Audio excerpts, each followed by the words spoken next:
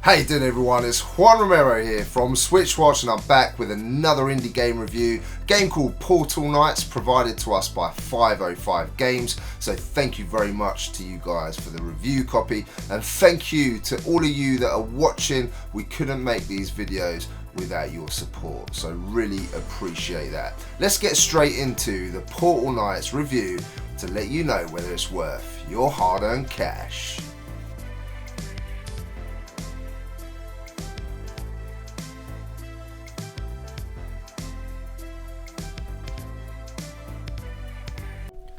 Portal Knights is the story of a fracture which occurred and tore the land apart so that it became a series of islands. Of course, long ago there were portals which would act as go-betweens, but have long been out of commission until you, the hero, come along to rectify that. One of the first things you will learn in Portal Knights is how to turn on these portals so you can reach the next islands. The story is only really set up to drive the point that there is a series of islands to explore, but the narration does not really continue much through the world, if at all, and it would have been a nice little touch had that been the case. Audio consists of nice calming melodic tunes. The sound effects attributed to your character can be chosen when you start the game and design the look of your own character. In terms of the sound effects, everything has been accomplished competently and nothing stands out here as being a disappointment. Spells sound magical and damaging, and moving through menus have a nice kind of page-turning sound, and digging sounds sound great, especially when a little block pops up for you to collect. When you first load up Portal Knights, the first thing that you will notice is the character design screen, which is rather cool as you can make your character look quite unique. So for me, I like to see a comprehensive character editor.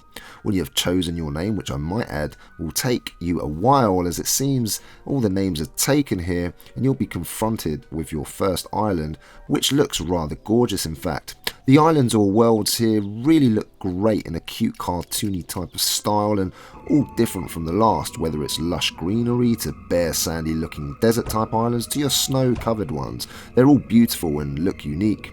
For me, it was an exciting experience unlocking the portals and delving into a new land when I'd finished the last one. It was enjoyable walking around the long grass or looking at how the day turns to night and the differences that brought with it.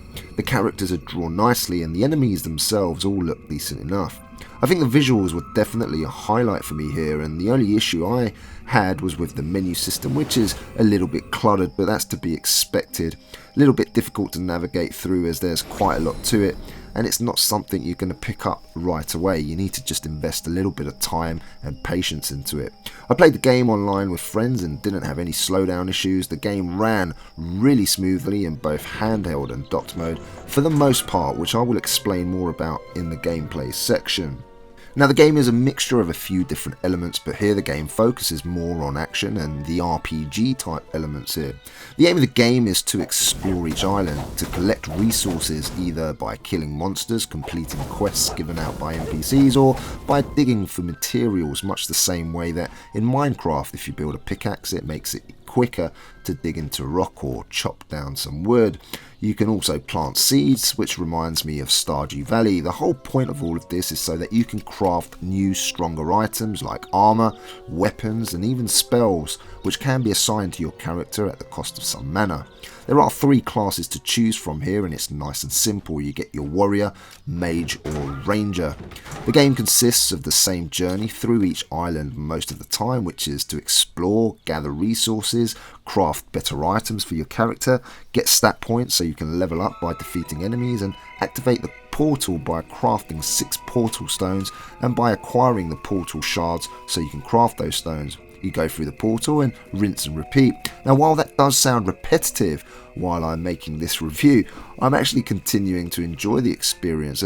All of this is so you can defeat the portal guardians, which I'm not going to spoil here for you. Enemies will range from having range attacks to melee attacks, and if you're not well equipped or prepared, be sure that they will take you down. So the game does offer some challenge. The RPG elements are pretty light, and as you level up you can assign stat points to your character. For a wizard, intelligence is obviously important, so that's where I was putting my points as I leveled up. Other than that, it's not that complex and you can reassign them as desired. You'll also have to think about where you want to set up your home. Each island will have half-complete buildings, giving you the opportunity to finish them off if you want to, or you can start from scratch and just build your own house. This is where the game compares to Minecraft in a way, in that you could spend an entire evening or week if you want to just building houses or buildings, whereas the emphasis in Minecraft is to create. Here it's there if you want it, but the emphasis is more on action and building up your character. However, it's cool that all of these other elements have been incorporated because it's all been done really well, and I prefer this purely because of that action-orientated focus. The truth is though that you can do whatever you enjoy doing in this game. You can easily, if you want to, grow some cotton, harvest that cotton and then turn it into materials which can then be used to craft a whole set of clothes, from a hat, gloves, chest armor. Fancy making a staff? No problem. Head out to find some green gems. Maybe you want to craft a ring, then go and mine some red gems which can be found on specific islands. You'll get to know what materials are where, and you'll need to think about upgrading and building new workbenches for different things that you want to make. I think I need a bigger house already. Each weapon or armor set can also add different stats to your character, so there's definitely some depth here for sure. In terms of controls, they're all really tight on the Nintendo Switch. Battling consists of locking onto an enemy and unleashing your attacks. You can dodge enemies as they close into you also, and whilst exploring you can switch between first person and third person mode, which worked really surprisingly well. I enjoyed third person view the most, and the combat is very satisfying here. There are all sorts of things you can craft, and you'll need to find all sorts of materials spread through the islands, which is all part of the fun.